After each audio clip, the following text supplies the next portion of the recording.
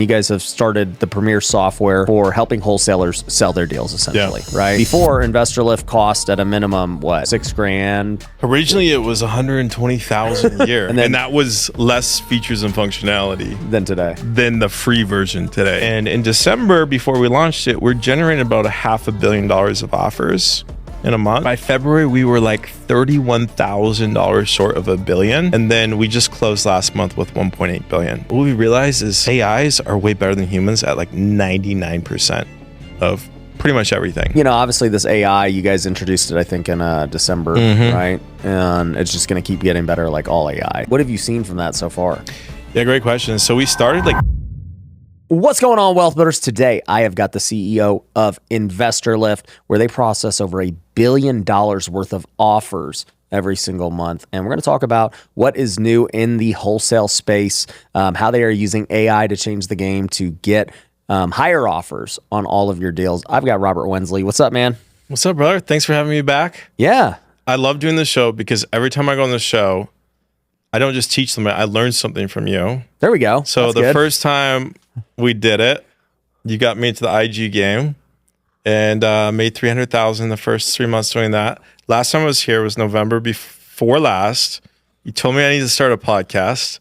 I did that, and 11 out of 10 podcasts blowing up, and we increased our leads per month by about 400%. So wow. Anytime you want to do a show, let me know, because I like it, because I'm here to teach something, but I also always learn something from you.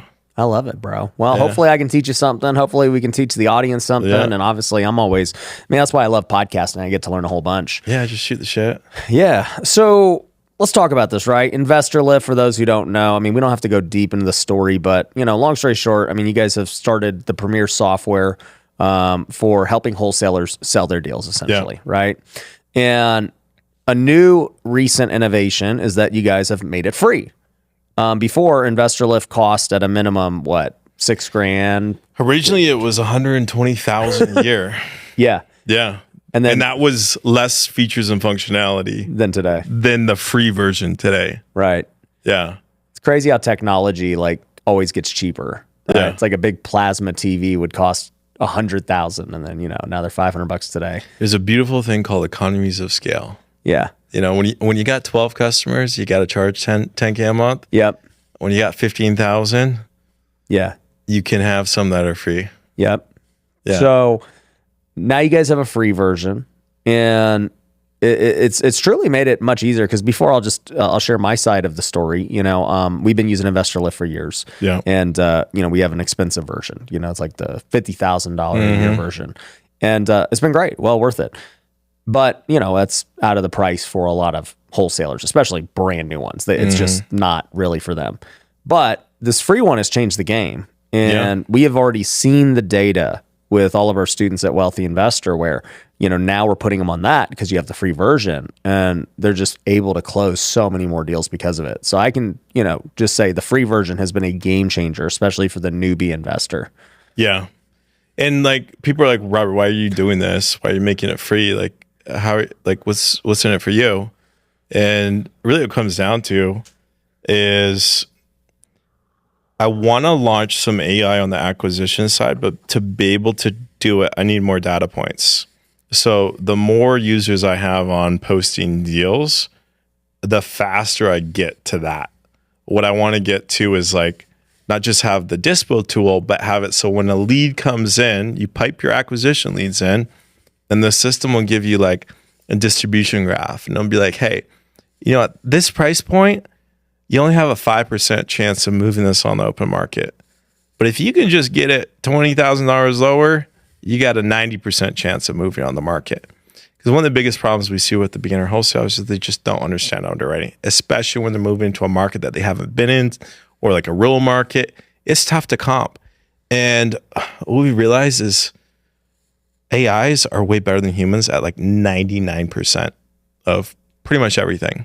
So we're trying to get there, but we just need to feed it a lot more data. What I don't want to do is launch an AI where it has that, but it only has it in a few cities. It works, but it only works in 5 cities. I want to have that work all across the country. Right. So, obviously this AI, you guys introduced it, I think, in December, right? and it's just going to keep getting better, like all AI. Yeah. And what have you seen from that so far? Yeah, great question. So we started like 2 years ago doing like machine learning, right? Which my AI engineer, he jokes, he's like, machine learning is just a way to sell linear regression to business people. We tried that for a couple of years, didn't work at all. That's where you're like with machine learning, a lot of times you're hard coding things. Then we decided to try a complete different approach, and we're like, hey, let's try to build an actual deep learning model. A deep learning model, you're not like hard coding anything. It's kind of like a black box. You're building basically a brain. Yeah. Where every time a property is sold, it's growing a connection. It's growing new neurons. Just like, every time if you have a kid and you teach them something, they're growing new neurons. So they get smarter and smarter and smarter. There's a reward function. You got to have a reward function. So we built one, and it took a long time, but I tested it myself for like a few months, and I was like, this is getting pretty good. Finally, by December, I was like, let's just roll it out. Let's roll it out to some users, see what happens. And the first users we rolled it out to, they started calling me. They're like, this is insane. Like, this is literally the most insane thing we've ever seen. To put things in perspective, it used to take us 14,000 emails to generate one offer. 14,000. Now, a lot of them happen over the phone, right? So, but through the system, it was taking 14,000. With the AI, we're down to under 180. Wow. That's how big of a difference it makes. So I rolled it out to all users in January. In January, we saw about a $3,000 boost in average assignment fee for users that were using the AI versus not using the AI. And then by February, we're up to about a $5,000 delta between users that were using the AI versus not using it. So absolutely incredible. Now, what the AI does is it just finds you the best buyers for a deal. It's a matching algorithm, right? A recommender system. Very, very simple. And in December, before we launched it, we're generating about $500 million of offers in a month. By February, we were like $31,000 short of $1 billion. And then we just closed last month with $1.8 billion. Yeah. So we've literally 4x the amount of matching we're doing in the system by introducing the AI. And the cool thing is it gets smarter and smarter and smarter every night. So every night we're running out some NVIDIA chips. It retrains the model and it becomes a little bit more intelligent. It's about to leap forward. It's about 100x because right now it's just training on everything that happens on Investorlift. But right now we're plugging it into everything that happens even off of Investorlift as well. So it's going to train on every single tax record data across the entire country. It's going to know every single real estate transaction that happens anywhere. Yeah. And it's going to find you the perfect buyer for any deal, no matter what. Wow. That's incredible.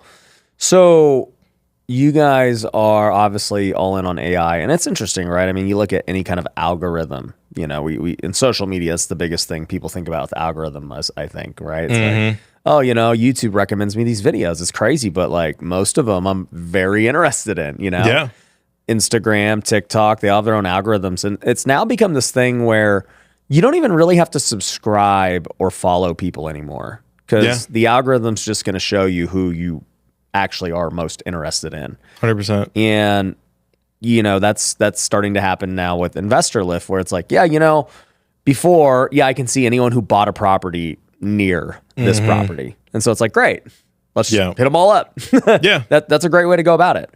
But now with AI being able to be like, okay, no, actually, these are the top 20 that would be most interested because of whatever variables you guys are using, frequency of how many they buy, I'm sure, how close the last one they bought was, how like price points, everything. All those things. Yeah. It'll look at 1,500 data points per property. Right. And figure out what is it about this buyer that makes them interested in this type of deal. And then how close is your deal to those types of deals? And now you're going to take also the property records, which is basically every data point available, period. Mm-hmm. That's crazy. Yeah. And no one will ever be able to build it ever again because to build it, you would have had to start building the training data set 6-7 years ago. Right. So we have all the contact information. We've been mining the data on every buyer interaction for all this time. And that's what gave us the power to do it. Because if you're going to do a deep learning model, You can't just do it with like tens of thousands of data points. You need billions. Like these models are super, super data hungry. So we finally got to the point where like, shit, I think we have enough data to actually make this work. We tried it. Sure enough, it didn't just work. It was so phenomenal that it actually made everything that we've built so far pretty much obsolete. Like you don't need, we're now in a post buyer's list world. You don't need a buyer's list anymore. Right. You don't need all the tools we built. We're all about like helping you build your list, God mode and RS mode, and like all these features and functionalities were built around mass marketing. Yeah. Like that's what I tell, by the way, that's what I tell all of our students now. I'm like, guys, if anybody tells you to build a buyer's list first, do not listen to them. No. I'm like, they don't know what they're talking about. Yeah, I go, that is the easiest thing to do today. Yeah. Like that part's done. Yeah. And now we're doing this nationwide wholesaling thing. And it's like, dude, we're going to solve the other hard parts, getting you guys high quality leads, teaching you guys how to sell. We'll help you with those things. Well, and actually, really, it's like if wholesaling is really three parts, right? It's marketing, it's acquisitions, and it's dispo. Those are the three main components. It's like, all right, well, dispo's now solved. Yeah. Okay. Investorlift can solve that. Marketing is solved. I'll solve that. Yeah. With everything we do at Wealthy Investor. Really, you just have to get good at sales. Yeah. That's Sales it. and underwriting. Yeah. But I'm going to solve underwriting too. Okay. Like that we talked about the distribution curve. That's not solved yet, but I think once we get that part solved, then literally it's just sales. Yeah. It's just sales. Yeah. So it's like, all right, well, I mean, you think about you and I remember we talked about this. We golfed. Remember when we were golfing and we had, down in Punta Cana? Yeah. No, in Scottsdale. Scottsdale. Yeah. We golfed at, I can't remember where we were at. Yeah. But we Can't remember golfed the place. and we With ate Doug tacos. Hawkins. Yeah, we golfed with Doug. But I remember we were talking about it and you're like, dude, isn't it crazy that like we expect wholesalers to succeed? Like we're like, hey, you got to go learn how to be a great marketer. No. And you got to also learn how to sell. And by the way, go now find buyers for your, it's like, dude, running that business is hard. Yeah, that's why 99% of all people that, there's tens of thousands of people that enter the game every year and 99% fail, 1% succeed. Because you have to learn so much. The biggest killer is the marketing. Yeah. Because it takes a decade to learn marketing. And you know what's funny? At that time, I did not do marketing for people. Yeah. And now we do it. And it's like, Great. I have a decade of marketing. Yeah. And you got a brand already. You don't have to build a brand. You got a brand already. Yeah. So now that's already taken care of. So they just have to sell at this point. Yeah. And that's, okay, if you're going to learn one skill, selling's, the one that's probably the easiest to pick up the quickest. And I think even that will be replaced by AI agents. Right. Within a couple of years. Yeah. I don't disagree. AI is going to definitely change the game on that. And then you'll just have people that are like putting all the different pieces together. Right. So with that, right, that's like thinking way into the future. Yeah. Let's just talk about right now. The wholesaling space as a whole. I mean, you guys would have more data on it on the back end than anyone. I mean, I have good front end data with everybody who's interested in getting into wholesaling and all that good stuff. And I'm seeing a ton of interest. But on the back end, what are you seeing about the current state of the industry? Last year was a tough year. Yeah. For wholesalers, because you had the beginning of the year where very high interest rates, a lot of uncertainty in the market. And then the second half of the year, you have the election, right? And anytime there's an election happening, you know what happens? Billions of dollars of capital investment into ads. So there's only so many ads out there for sale, right? So you got all that capital flowing in, but then also you have one candidate who's super pro business, one candidate's super anti business, and you don't know which one's going to win. And so it was interesting. Like I was just talking about this to your VIP group here. We could see in the data some really interesting stuff. Like when Biden flopped the debate, the market rallied. Like the next day, the real estate market, we could see like more buyers, more leads, everything. Like Kamala Harris gets announced. She announces she's going to do $25,000 down payment assistance. Dude, the market just collapsed. It collapsed down like 40, 50%. Like super inflationary policy, right? Yeah. Not very good for real estate markets. And then right after the election, boom, back up another 50%. So it was just like a yo-yo last year. There's so much uncertainty going on last year. I think this year is going to be really good for real estate wholesalers because there's a lot of pro-business policies that are coming in. And let me also add too, when we talk about wholesalers, I mean, it really is for every part of real estate. For every part of real estate. It's not just wholesalers, flippers, yeah, buy and hold people, all that. Yeah, if you look at late payments on mortgages right now, they're at the highest level since 2007. Yeah. No one's really paying attention to that, right? So there's a lot of financial distress. But what's different now than 2008 is in 2008, people don't have any equity. Yeah. But they just put more money into the economy in the last few years than ever before in history, more than they did in the first 250 years of the country. Yeah, people have exit strategies and options. Yeah, so people they're cash poor, but they're equity rich. Yeah. Yep. So their house is their last piggy bank. They're loaded up with credit card debt. They're not making enough money to maintain their property or even pay the mortgage. So a lot of people are going to start breaking those piggy banks to start extracting the equity out. Yeah. And reconsolidate their debts. So I think you're going to see, especially like by Q3, Q4, a lot more motivated seller lead volume coming in. But then also if we have a couple more interest rate drops, Goldman Sachs is predicting 2 more quarter point interest rate drops this year. I'd like to see more, but at least that gets the 10-year treasury bill down from right now it's at 4.25. So it gets us in the 3s on the treasury bill.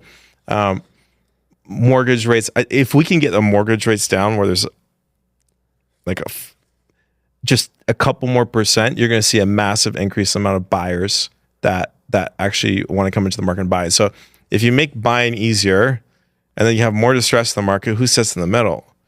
The real estate wholesaler. Right. So I think there's going to be a lot of inventory that starts unlocking and transacting. Got it. Q3, Q4, I think is going to be pretty hot. And would you agree that really all we want at the end of the day as real estate investors is just transaction volume? Yeah. We don't care if the price is up, down, or sideways. We just want transaction volume. Yeah. We win when there's transaction volume. Yeah, I never understood that really because, I mean, I got licensed in 2010, so I've been in this now 15 years, investing for 10. And obviously as an investor, you think, oh, well, you want prices to go up. I mean, that's the goal here. But I was talking to my business coach about 3 months ago. He goes, Ryan, did you know the last 2 years were probably going to be the hardest 2 years of your real estate career ever? Yep. And I was like, they're pretty hard. But like a lot of people got kicked in the teeth. We all got kicked in the teeth. I'm like, they're definitely pretty hard, but you know, I can't say that would have been harder than 2008 when all those people lost all the money and, you know, see stuff. He's like, no, you don't understand it. Like last 2 years, there's been less transaction volume than like the last 30 years. Yeah. You know, there was more Record transactions lows. that happened in 2008 and 2007 and 2009 than there was in 2023 and 2024. Yeah, no one's transacting. Yeah. And I started to think about it and I was like, that makes sense because if there's no transaction volume, the title companies get killed, the lenders get killed, you know, wholesalers aren't selling deals to anybody because, you know, sellers aren't selling and buyers aren't buying. Yeah. Flippers don't have enough inventory then if wholesalers can't get them deals. You know, agents die. Contractors don't have as many properties to fix up and everything else. Like everything just struggles from less transaction volume. And then it just keeps bleeding over into everything where you're like, okay, less people want to get coached. Yeah. You know, less people want to buy leads. Less people want to, you know, get softwares and tools. So it hurts everything when there's not as much transaction. 100%. When the market's moving up, it makes dispo easier. Yeah. When the market's moving down, it makes our acquisitions easier. Yeah. Right. So as a wholesaler, you just need to know which one you're in. Are you in up or are you in a down? But at the end of the day, we just want volume. Yeah. I would actually even say when the market's going down, it doesn't even make acquisitions easier. Like there's latency. There's about 6 months latency there. Yeah. Because what I saw was we as wholesalers and flippers are telling these sellers, hey guys, like we have to offer you way less. And they're like, why? Like this is the price. And we're like, it ain't the price. Like this is going to be the price. And they're like, well, it's not. You can't, you know, already tell me it's that when it's not. Yeah, the And buyer so- is always looking 1 year ahead and the seller is always looking 1 year behind. Exactly. So what I saw was in 23, when all that was happening, was actually super hard because everyone's at a stalemate. Yeah. Sellers are like, dude, the prices haven't dropped. And we're like, they are going to drop. And then, you can't make a deal when you both can't see eye to eye. But if we both know values are going up, we both are in agreement. So it's essentially deals are much easier to be made when everyone's in agreement about today and the future. Yeah. Yeah. Things are stabilizing now a little bit. Leads are still bouncing. Like on the acquisition side, we still see a lot of volatility in leads. They're kind of like up, down, up, down, up, down. The buyer sentiment's getting a lot better though. Yeah. So like things like we look at monitor metrics like dwell time, like how long does the average buyer spend looking at a deal on the website? Last year it was about 4 minutes that it was spent in their average session. So far this year, we're up over a minute. We're up over 5 minutes. Hey, if you're subscribed here, then you're probably interested in real estate investing. But what you may not know is that my company, Wealthy Investor, has completely transformed over the last year. In fact, we are now a full all-in-one platform for real estate investing. So what exactly does that mean? Well, we'll give you everything that you need to be a successful house flipper or wholesaler. That means motivated seller leads every single month, all the softwares you need, true one-on-one coaching and help, as well as the capital for all of your deals. And so if you want to grow your house flipping and wholesaling business, then simply go to wealthyinvestor.com or click the link down below and you can book a call with our team and we'll walk through our different packages to help you get started. And our packages include everything: the leads, the softwares, the coaching, and the capital. There's nothing else like it. It is everything that you need. So go click that link below and check out wealthyinvestor.com. Now that the average buyer is spending shopping on the site per session, which is the biggest increase we've seen ever. So you went from how many minutes? From 4 minutes up to 5 minutes. Okay, so 25%. 25% boost is pretty huge. Yeah. So they're definitely looking to make deals. Yeah. And then from $500 million in offers up to 1.8 billion, like 3 months, that's insane. It's insane. Yeah. I mean, a lot of that was the AI. Can't really say that was like, let's go to the market. Buyer sentiment. Yeah. Rallying, and also there's seasonality, right? I mean, Yeah. we're entering in pretty much every market the best season. Spring and summer always the best. Yeah. You're running leads right now. Where are you seeing your lead data? Do you monitor that? Do you look at like lead volume? When you say lead data, what part Like of volume of leads coming in like 1 month over the other month? Well, I mean, we get to dictate how much we spend. So I mean, so it's really tied to your spend. Yeah, like it's not really volume, it's more so just cost per lead. Makes sense, yeah. But what I can tell you about demand is that we have more demand right now for people who are interested in getting into real estate investing than last year and the year before. I could definitely see that. Yeah. They got a lot of wholesalers got wiped out the last 2 years. About 60% is what I estimate. Yeah. So you'll start to see them coming back in. Yeah, it's interesting because we changed our whole business model to basically make Wealthy Investor an all-in-one platform. So now you get motivated seller leads inbound, Yeah. your softwares, coaching, one-on-one, and capital for your deals. So it's like you don't need to go anywhere else, right? Yeah. So it's like just like with your AI example, it's hard to say like if it's the total macro market that's causing this increase. Or is your offer just better? My offer is just that much better. Yeah. Makes sense. It's hard to tell. Makes sense. But we're selling more than ever. Literally Okay. more. We are selling more students than we've ever have. Really? Wow. Yeah. And it's because that part I know is offer based. It's not, just market based. It made it easier than ever. Right? Yeah. You got We if you got simplified the marketing, you got process. dispo, and you just got to learn sales and underwriting. Like, That is the pitch. I'm like, you just literally have to learn sales. it's like the easiest way to become a millionaire ever. I agree. I don't disagree. Even 10 years ago, being a wholesaler was the easiest way to become a millionaire in America. You didn't, But you didn't nobody need knew what it was. education, you didn't know capital, you didn't need credit. Yeah. Or experience. But no one knew what it was. There was no education. There wasn't all these YouTube videos. Investorlift didn't exist. Yep. No one knew how to do PPC. There was no PPL companies. It was Chuck with a truck. There would be like some dude, you'd meet him at a RIA and you pay him like $150,000 to go drive around with him for a month as he knocked on doors and asked people if they want to sell their house. I mean, obviously you're in touch with so many investors, as am I. Yeah. I'm curious, like what you're hearing about, even like on the marketing side, because you mentioned PPC, and it's interesting. I've done PPC for a long, long time. But the last 2 months, we actually like literally just laid goose eggs each month on PPC. I just turned it off. And I actually started trying to run it ourselves because I'm like, all right, you know what? Let me try PPC myself and do it in things. And, I had one of our friends look at it. He's like, it looks great. Like everything looks great. Your metrics, your numbers. And I'm like, I have the team. I'm like, compare it to what we're doing with Facebook and everything else. They're like, these PPC leads suck. Yeah. And I'm like, this is crazy because the cost is so high. And I'm just like looking at it. And then I'm talking to other people I know. And like most people I know are like turning off PPC now. And many of them are That's doing, what we want. Less competition. yeah. And they're also doing a lot more direct mail, which is interesting, right? Because it goes in waves. Direct mail's been around forever. Yeah. Like I used to send 350,000 direct mail postcards per month. And then it got super saturated. And my return on ad spend went from like 15x down to like 3x. Yeah. And then on digital, I got up to like 10x. So I'm like, you should always put most of your budget into whatever channels generate the highest return on ad spend, right? There is an argument for having some diversification because sometimes you might mess something up. Like if you mess up your mail file by like accidentally doing a column shift, some of you guys have done that. Like, and there's like no leads coming in that month. Or your Google Ads account, you accidentally put in like the wrong negative keyword and it just like blows up your campaigns.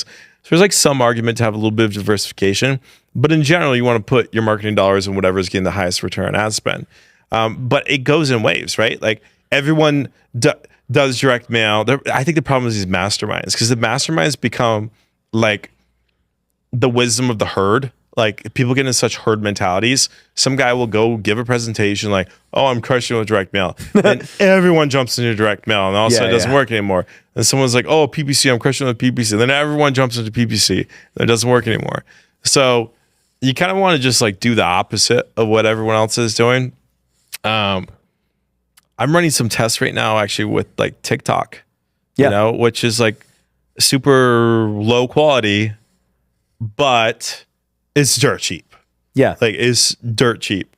One of the things I like is like you're running tests for sellers or for getting people on Investorlift? Well, actually what I'm trying to do is I'm testing AI acquisition bots. I don't have enough training data. Really what I want to build, I want to build dispo managers that you can go and you can buy from Investorlift for like $1,000 a month and they'll sell your deals for you. Got it. Okay. But I don't have a ton of data, like training data to be able to do that on the dispo side yet. So, but I do have some data sets on the acquisition side. So I'm like, okay, let me just try it on the acquisition side, like where you're like actually talking to an AI agent. Right.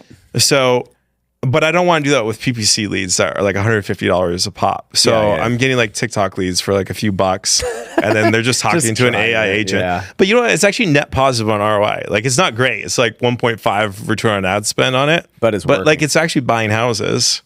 That's funny. Yeah. That is funny. We're, so I mean, Facebook's been our bread and butter for the last, year plus. And I mean, I've been doing Facebook for years just with everything else. Yeah. I've given Facebook freaking millions, so many millions. Yeah. And I will continue to because it works. Yeah. I love it. But, I've been testing the other things like, PPC. Yeah. And we actually got PPC to a really good cost per lead compared to other things. But it's just, I compared it side by side with the same Facebook. And this shocked me. People think it's crazy, but the quality was actually better on Facebook for what we were doing. Wow. And anyone who's listened, I've always said PPC TV are like the highest quality leads, and they always have been. Mm-hmm. So expensive. In Vegas, one PPC lead's $1,000. Wow. So, but still, I've been paying that for like a year because I'm like, all right, we'll spend 10 grand and we'll get like 10 leads and we'll close one of 10. Yeah. And it'll be all right. Yeah. So, but when I talk to the big operators, like most people are surprised. It used to be that the big operators were at 10x return on ad spend. No, that's not. I'm talking to the big operators and they're floating 3x return on ad spend. Yeah. A lot of them. Now, the only way you can 3x normally is break even, right? Like that's normally break even for a wholesaling shop. The way that they're able to survive and do that is mass scale. Yeah, massive volume. Like massive volume. If you have such massive volume, you can actually handle way. So there's a few guys like Doug Hopkins have figured this out. Yeah. I think 3X works on both ends of the spectrum, just not in the middle. So if you're a brand, I always tell our You're right, students this. because you don't have the overhead. Yeah, I when tell you the first new start. students this. I go, hey guys, at a minimum, if you get a 3X, you have a good business. I mean, think plug about a dollar it. in, get $3 back 60 days later. I'll take that. If you spent 10K today, you have no overhead. You do everything yourself, and you made 30K. You made 20K net. Yeah, and do that in 60 days. That's $10,000 a month. Yeah, You're already making 6 figures a year. yeah. Like it's a good business. Yeah, You don't need an office. You do it virtually. Like it. just be on a beach somewhere, What else anywhere are you in the gonna world. do, right? And that's the minimum, Yeah. right? And then to your point, in a middle tier shop, 3X is really bad because you got an office, you got a TC, you got this, you're paying 20+% in commissions, and it starts to really squeeze you. But at scale, to this point, right? I mean, if you're a shop that could do $5-10 million, a TC and all this stuff becomes a small expense. So now your overhead's actually a much smaller percentage of your total revenue. I couldn't agree more. 100%. It works on the ends, not in the middle. Yeah, it doesn't work at a $500K to $1 million operation. Yeah, 100%. So, it's just interesting because I'm testing it all. Like one of our new tests is YouTube Shorts. And so I don't have any data to report on it, but I just found it interesting that I am seeing many, many people leave PPC because it is so expensive. And until that problem gets solved, I don't know how it. We all just need to get together and collude and lower our bids. Dude, you want the arms race. Bro, you want to know something funny? So I started doing it. I never saw this before, but like when we first just started doing it on our own, we started getting so many bot and spam submissions. And I was like, what the heck is happening here? So then we added a CAPTCHA thing. Yeah. But by the way, on Facebook, we didn't need any of that stuff, like the real leads. Yeah. So I was like, this is weird. And then I just kind of realized, I'm like, wow, these guys are like kind of savages. They just literally send bots to click and try to just destroy your ad spend, get you out. Yeah. I was like, whoa, that's freaking crazy. These guys do that. Yeah, marketers are like the most savage business people. Like they'll do whatever it takes to. Yeah. Now, what's happening though, most people don't understand. There's just something called the law of perfect competition. This is why Google is like the most powerful company in the world. So what happens is in any commodity like business, if you have competition and there's no barriers to entry and no defensibility on the business, people will continue to compete on price until everyone in the industry reaches net zero profitability. All right. Yeah. So airlines are a prime example of this, right? The airlines make $1.50 per seat. The airlines are actually credit card companies. They had to become credit card companies to actually turn a profit because they don't make any money flying the airplanes. Really? People book their flights based just on the price of the ticket. Okay. And if they didn't have first class, they would actually lose money. First class pays for the rest. Wow. Yeah. So, because it's a commodity business, if you had sugar, if you're selling sugar again, like if I go and I'm shopping, there's 2 bags of sugar on the shelf. One's $1, one's $1.25. I'm buying the one that's $1. It's just sugar. It's the same. Right? So the same thing is kind of happening with Google Ads, where it's just an arms race. I've been saying this, by the way. Yeah, it's an arms race where people will just continue to bid more until they hit net zero profitability. And if you think about it, we're all just kind of like a wrapper that sits on top of Google Ads. Yeah. That's what we all become. Google's the one that makes all the money at the end of the day. I've been saying that. I was like, you want to know why PPC is so expensive? Because anyone and their friggin' dog can do it. Yeah. You just bid. Setting up an account's not rocket science. ChatGPT will actually just teach you how to set it up. That's all we did. I was like, hey, chat, how do I set up PPC? And it was like, boom, boom, boom, boom, boom. And then I had some friends double check it. They're like, no, that looks perfect. And I was like, okay. And then there's no branding. There's nothing. Yeah. It's just anyone with their dog can do it. Mm-hmm. And when there's low barrier to entry, it is what it is. It is what it is. And the algorithms are doing most of the weight.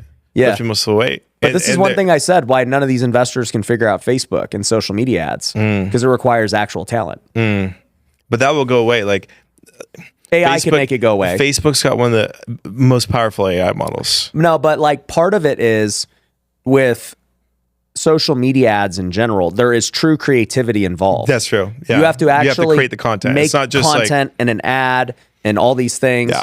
Like that PPC, there's no content. No, you're buying the top spot on Google. I mean, there's a little bit with like your headline and title, but you can A/B test that in like 2 days. It ain't nothing. Yeah, it ain't nothing. Chat or you GPT just will look tell up you. your top competitors and copy paste. You know, like Exactly. So like, there's really no skill to being like, you can't really be the best PPC buyer, and like, it is what it is, right? Yeah. So, but with content, we all know content is a fair game that is truly talent based.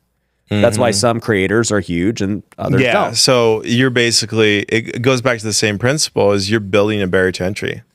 You're building defensibility. Yeah, if you want to go run Facebook ads, good luck. Learn how to speak on camera. Go get good at editing. Yeah. You ain't going to do it. You have It's like what you just said about AI. It took you 7 years of building the data set. Yeah, to be able to do it. You know what I would be thinking about if I was running a wholesale shop today? I think that these new AI models are going to disrupt Google's model. Like, how so?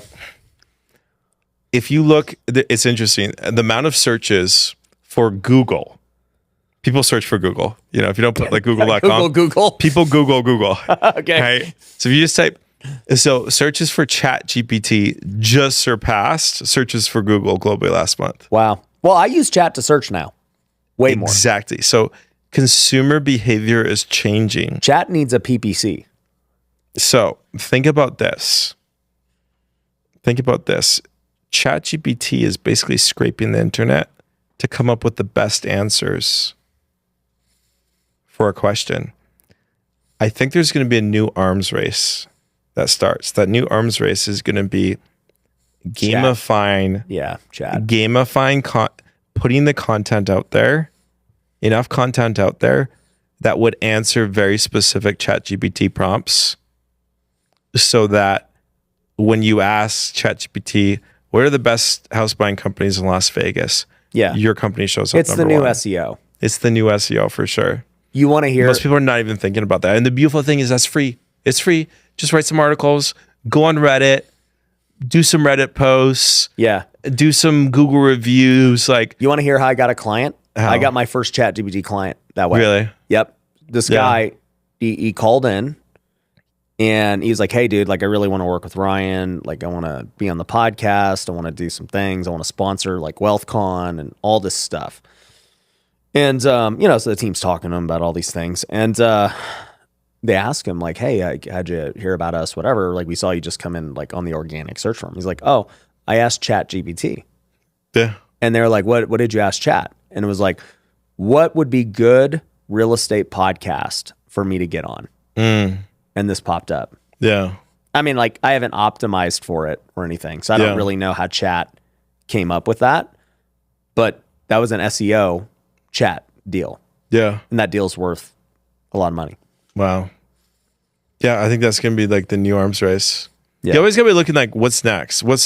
And then spend your time and effort on that. Because if you're in early, that's when the money is made. The money's always made early. Yeah.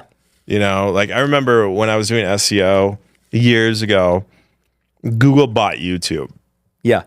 And there was this hack where if you put a YouTube video about like the content, let's say you're writing a blog post. Yeah. Like how to bake sourdough bread. If you then made a video about sourdough bread and transcribed it all, so the transcript was all written out. This is before they had auto transcribe and all that. Yeah. And then embedded that on the page, you could pretty much instantly take the #1 position for like whatever it was. Yeah. And I used to use that hack. I got tipped off about it because my buddy worked at YouTube.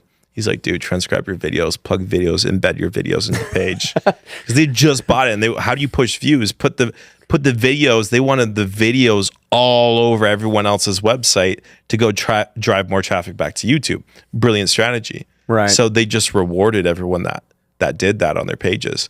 And I was getting thousands, tens of thousands of leads just from that strategy. So like there's these little opportunities every few years that you can exploit. And when you exploit them, you can make millions of dollars. And I think the chatbots are going to be the next one.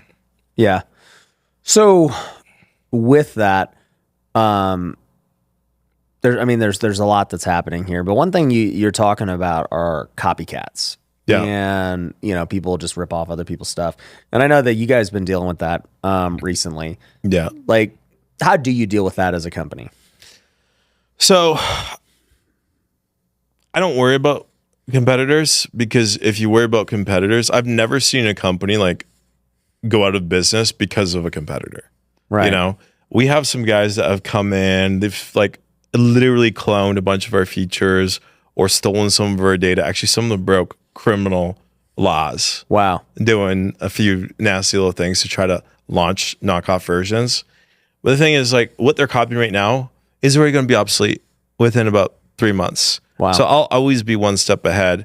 We have so many customers that have like, we're pretty expensive, except now we have the free version, but we were very expensive. And people would go and try it for 2 or 3 months. And you know what? I even had some people jump on sales calls and ask them, what is your churn rate? Mm-hmm. They're churning like 60% of their customers are churning every month. Whoa. Yeah. Like, it's ridiculous. They're also doing a lot of really dumb things in their business models. Yeah. That's not a business. Like, someone might leave for a couple months, but I would say you get what you pay for. Yeah.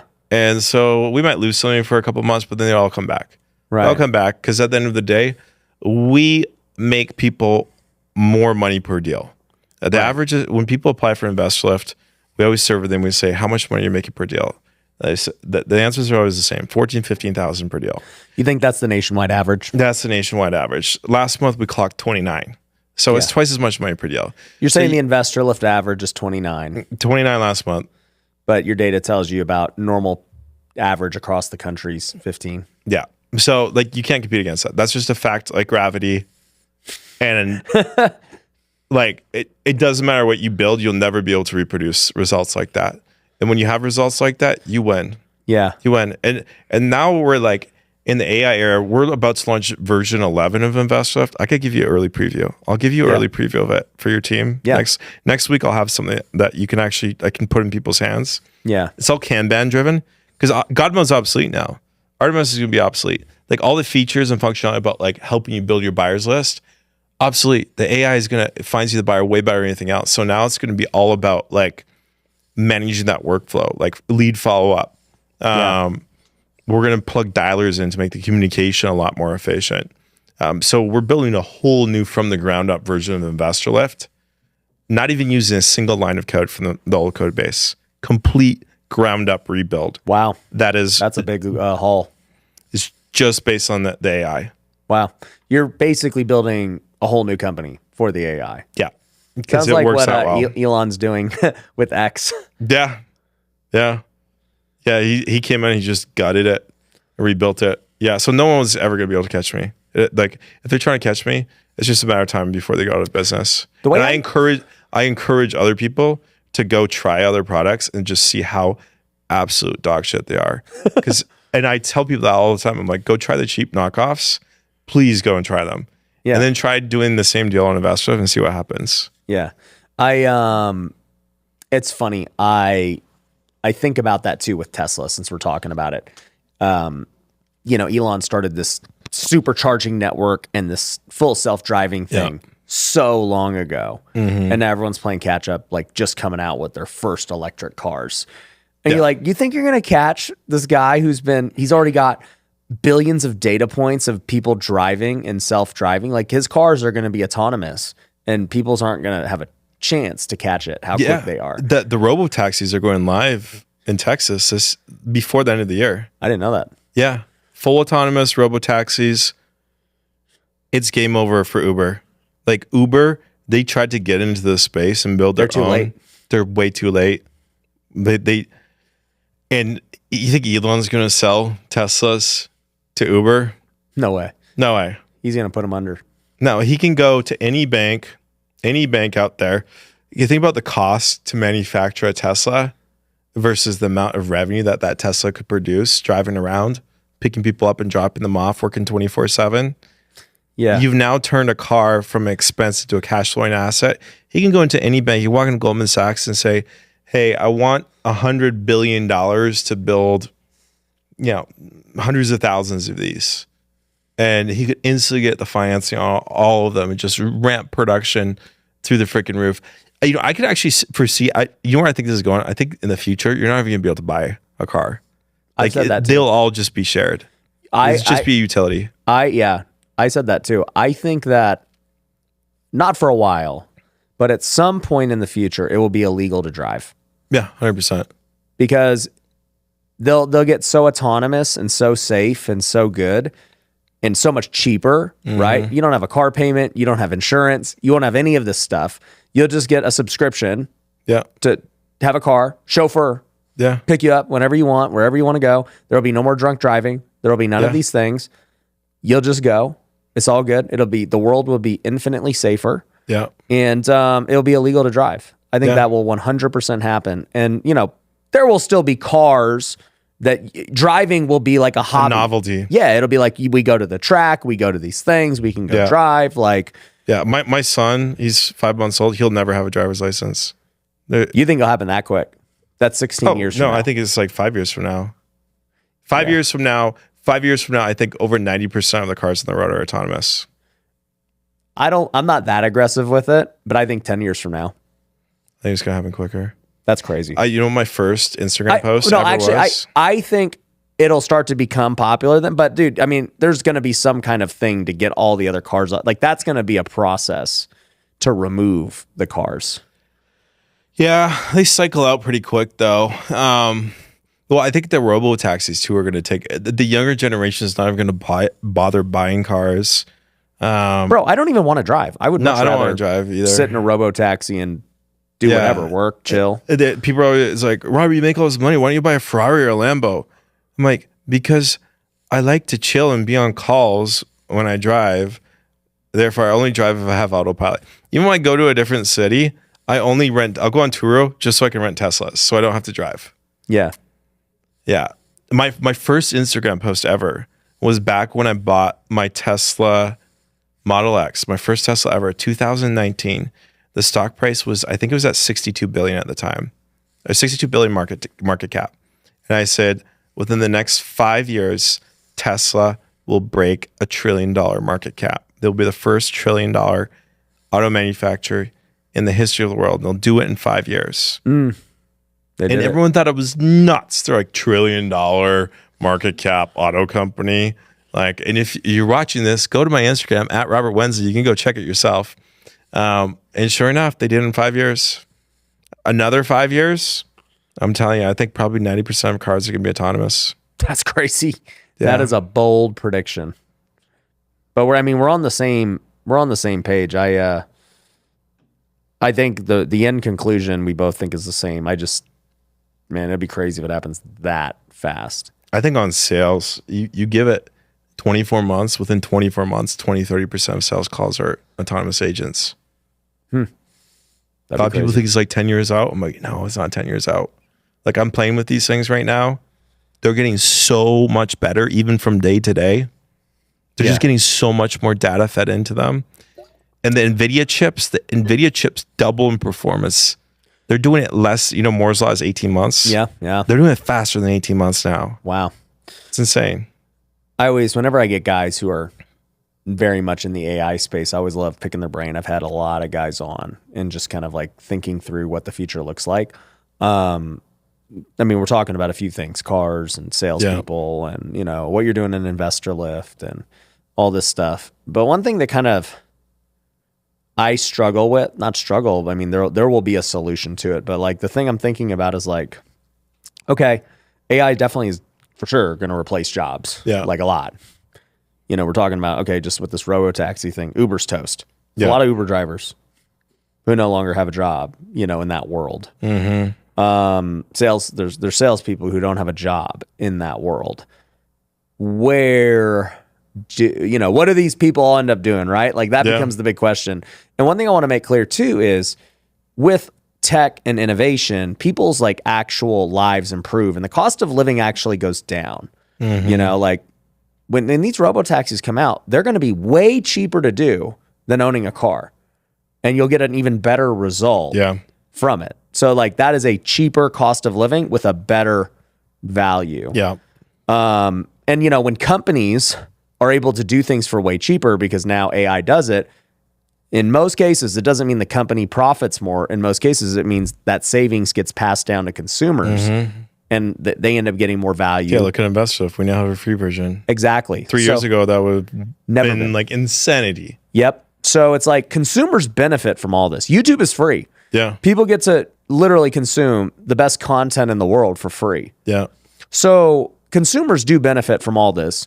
But then on the flip side, people lose jobs. And what do you think happens with all that? Yeah. So, the counter argument is, it's like when the horse and buggies started getting replaced by the Model T. What would happen to all the coachmen? Like they get retrained and they move on to something else, right? That's always the argument, Right. like people just retrain and move on to something else. This is the first time where I don't think that that's actually going to be the case, because we're talking about like mass percentages of jobs that are just gonna be gone. Yeah. Like be gone. Now, I think this is why it's so good that Trump got elected, because his team understands this. So one of the things that they're working on right now, Howard Lutnick, the Commerce Secretary, the guy is brilliant. He said, I will become Commerce Secretary on one condition. Trump said, what? He said, I want to do no tax on any American making less than $150,000. Because he knows there's going to be a lot of them. He said, okay, done. Look at some of the moves that they've been making in the first few months. Okay. Energy, mass investments into energy, making that like number one, first day. I want to be a dictator on my first day just to pump energy. Okay. Week 2, he's got Matoshi Son from SoftBank, the biggest venture capital investment bank in the world, coming in, announcing a $500 billion investment. Yeah. Then he's got TCM Manufacturing, the number one chip manufacturer in the world, coming in the next week, announcing another $100 billion of investment in their Arizona semiconductor manufacturing facility. Yeah. They understand that a lot of these jobs are just going to get wiped out and they need to get to UBI. So the first thing you got to do is stop taxing the poor people. Okay. If you're making less than $150,000 in America today, I'm sorry, you're poor. So it used to You're be living that paycheck to paycheck. you're living paycheck to paycheck. It used to be that six figures a year was like the dream. Yeah. If you have a family in a major city, 10,000 a month is not doing it. It's gone. You're not doing private school. You're not going to, maybe you would do. You definitely ain't doing none of You that. definitely ain't doing none of that. Maybe you're doing like camping road trip. Maybe like one trip to Disney World every 3 years. You're not saving. You don't have investments. Yeah. Like you are living paycheck to paycheck. It's so hard to survive today, even on 150K. So why are we taxing people like that? Why are we taxing Medicare? Why are we taxing Social Security? Okay, so a lot of those jobs sub 150 are going to start getting wiped out. Okay, even a lot of jobs above 150, like engineers, Lawyers, software engineers, lawyers, accountants. Like a lot of these jobs are just going to get wiped out, and they're not going to come back. So there's no solution. So we're talking about massive unemployment coming here in the next. This is going to happen in the next 24 months.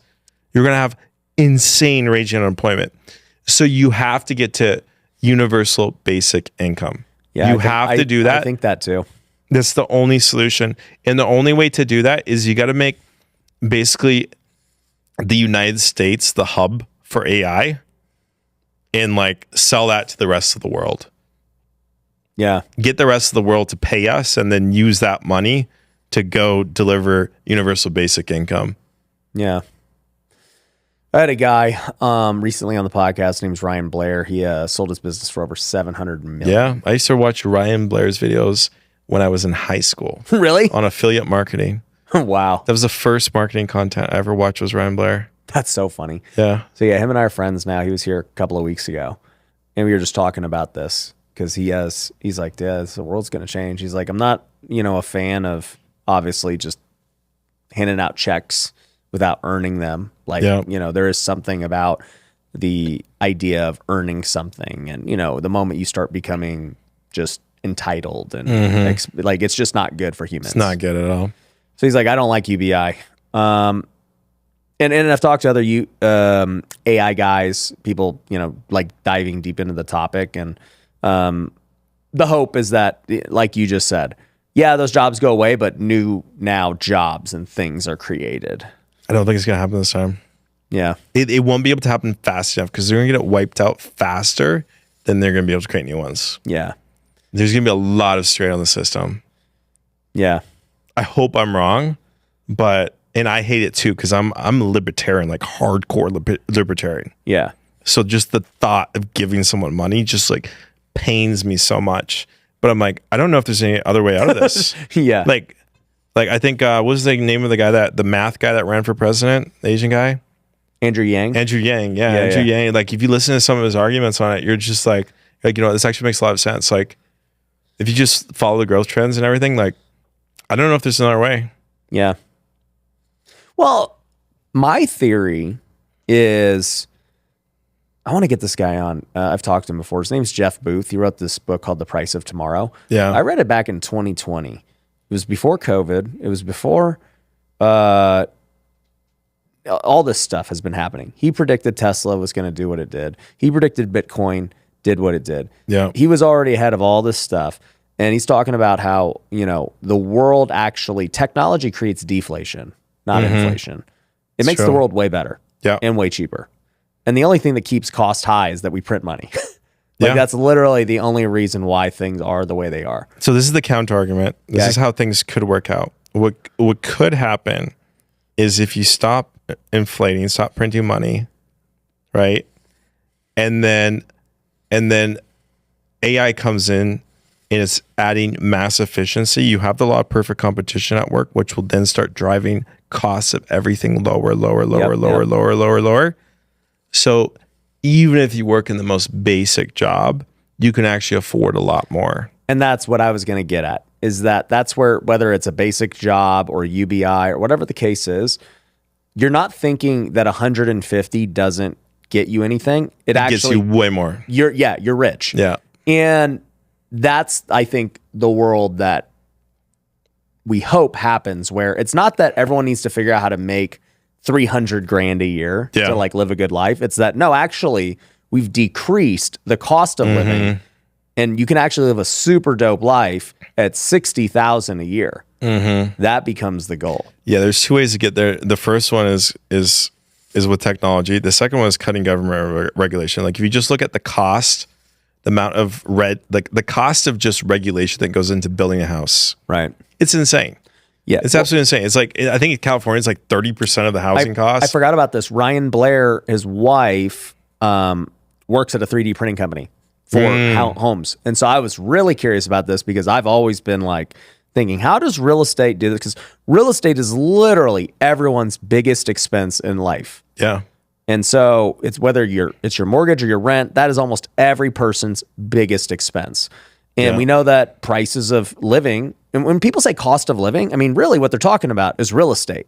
Yeah. Yeah, food and, those things matter. But dude, it's real estate. That's this big chunk of everyone's stuff. It's the biggest percentage of wallet share right now. I was saying this the other day to Charlie Kirk. You know Charlie Kirk? He lives in my building, like right below me. Oh, really? Yeah. That's if you ever come by for a podcast, I'll see if I can get you connect on. us. Yeah.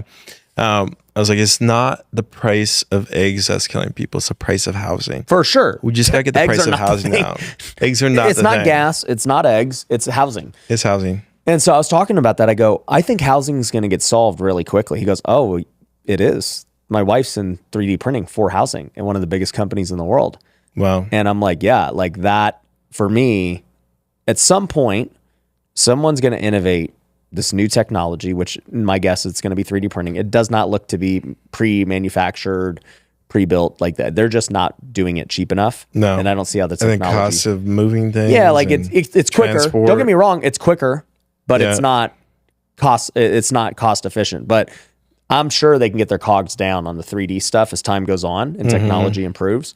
But at that point, if you can go build a 3D printed home at a fraction of the price, 20% of a normal stick build, and you can do it in a fraction of the time, 10% of the time. Yeah. And then you just start building these houses at massive scale. Yeah. Because now you can fulfill, drives real estate prices down.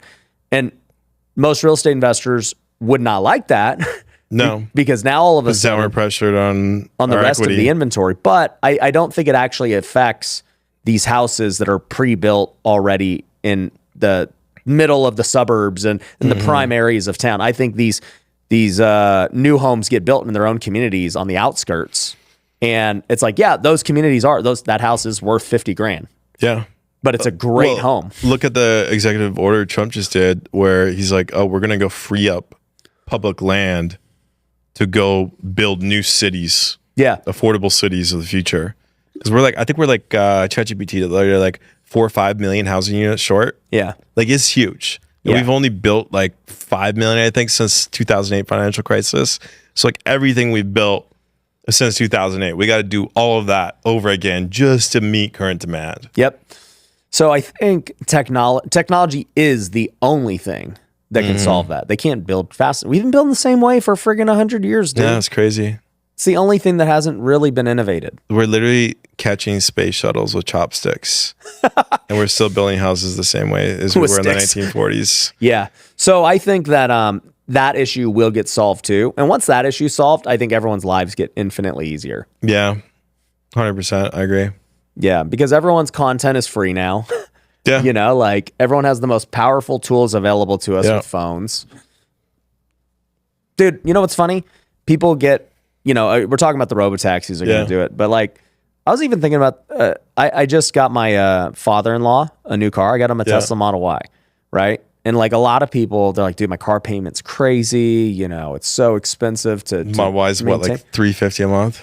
Dude, I literally got a Y on a lease, 10,000 miles a year, which is way more than he'll ever use, for $1,500 down, $350 a month, brand new. Incredible. And I'm like, who's saying that cars are expensive? No. You could work at McDonald's and afford that. Yeah, this car is better than these crappy cars that people are buying. It costs 0 to 60 faster than most Ferraris. Yeah, and I'm like, and drives itself. It's electric. It needs no oil changes. It drives itself. No maintenance costs. It's brand no gas. I'm like, if you have an unaffordable car payment at this point, you just aren't good. Like you just make bad decisions. Idiot. Yeah. Because I was like, damn, I kind of want to drive this. This is a great deal. I have one my buddy left for me. I have two X's, an S, and then my buddy left me a Y. He's out of town and he just like left it. He needed to park it in my garage. So I've been driving around. That's the number one selling car in the world right now. Yeah. For a reason. It's incredible. Yeah, there's so many things that we do that are just retarded that it's like, that's what I love about the new administration. Like Trump just announced yesterday, they're polling hundreds. Did you know that Princeton and Columbia and Harvard and all these, these universities, they have multi-billion-dollar endowments. Their endowments are bigger than the GDPs of some countries, and they're still getting hundreds of millions of dollars of taxpayer money every year. It's insane. Yeah. It's insane. Why is the plumber paying his taxes, and then we're like robbing the plumber and then giving that to freaking Harvard to like, go subsidize a freaking university that has a bigger endowment than the GDP of most nations. This is insanity. So he canceled it all.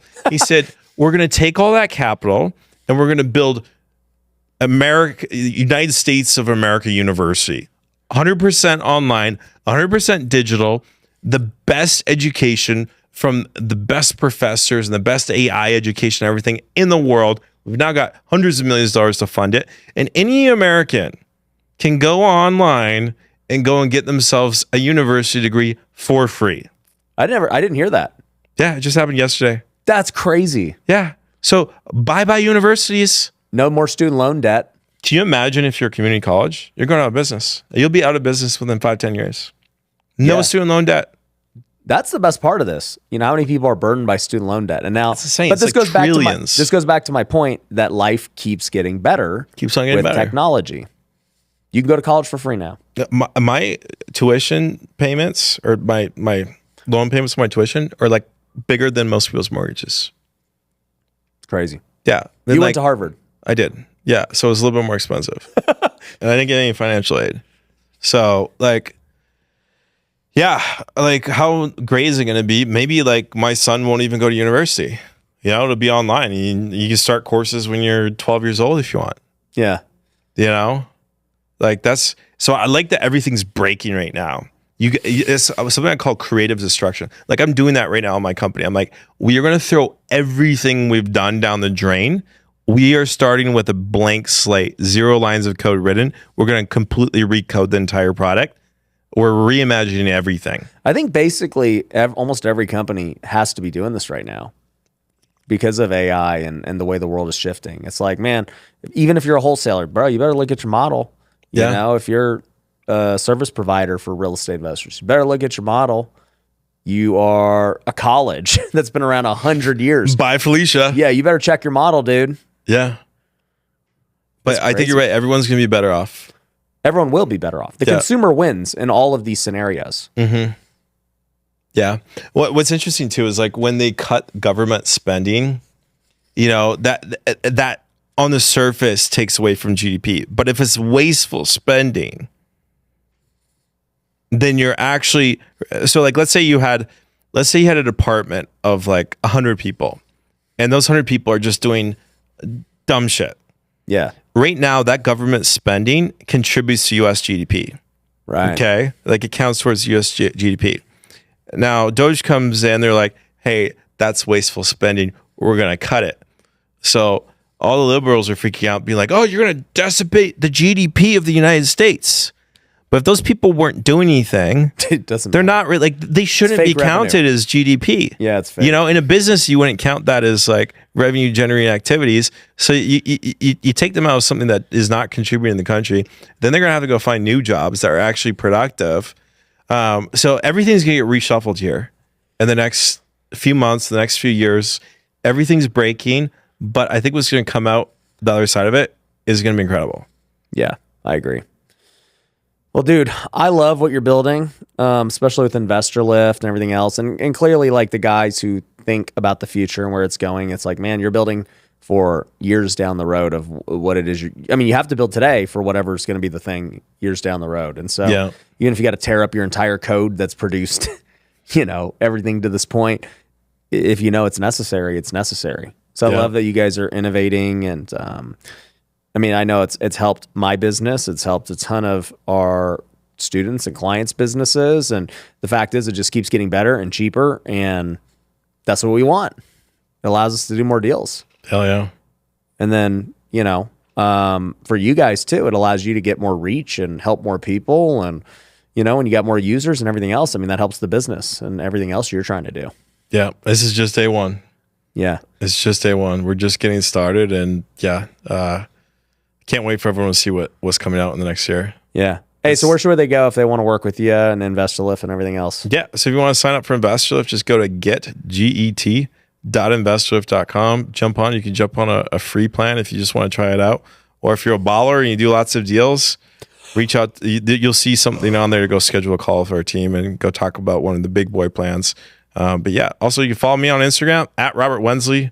Try to post lots of useful content for real estate investors and for like any entrepreneurs. Cool. Guys, go check it out. Get.investorlift.com. Go get the free version today, and we'll catch you on the next video. Peace.